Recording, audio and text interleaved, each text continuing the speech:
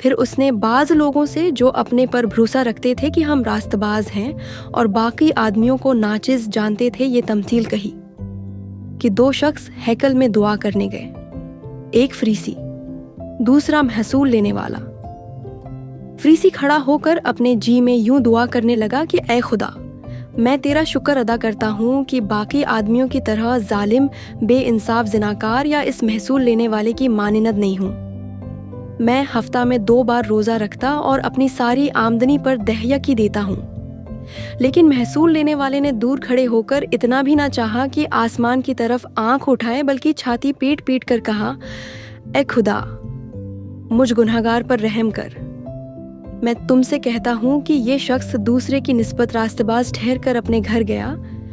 کیونکہ جو کوئی اپنے آپ کو بڑا بنائے گا وہ چھوٹا کیا جائے گا، اور جو اپنے آپ کو چھوٹا بنائے گا وہ بڑا کیا جائے گا۔